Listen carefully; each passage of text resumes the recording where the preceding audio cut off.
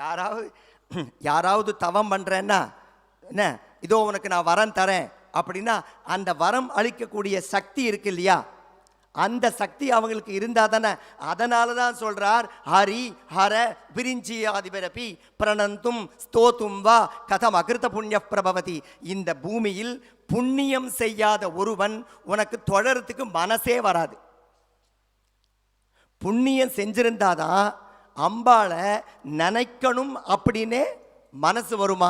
இப்போ நீங்கள் cross check பண்ணிக்கோங்க, நம்மெல்லாம் எவ்வளோ புண்ணியம் பண்ணியிருக்கோம். ரொம்ப சிம்பிள்.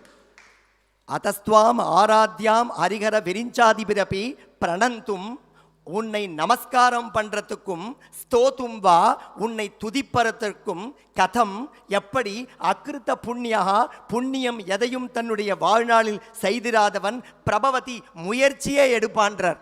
முயற்சியே எடுக்க மாட்டான். ஸோ அப்பேற்பட்ட அம்பாளோட கிருபா கடாட்சத்திற்கு சக்தி ஸ்வரூபிணியாக இருக்கிற நீங்கள் எல்லாம் இருக்கிறீர்கள்.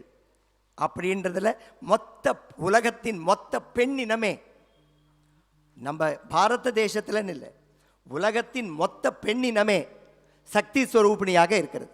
அதில் 2 சக்தி ஸ்வரூபிணியாக இருக்கும். ஒன்று பாசிட்டிவ் எனர்ஜி, இன்னொன்று நெகட்டிவ் எனர்ஜி. இந்த ஸ்லோகம் சனாதன தர்மம் இவற்றை காதில் வாங்கி வாங்கி இதை முயற்சி இறங்க இறங்க வி வில் பிகம் பாசிட்டிவ் சக்தி ஸ்வரூபிணி. இதை தேவி மகாத்மியமும் உறுதிப்படுத்துகிறது.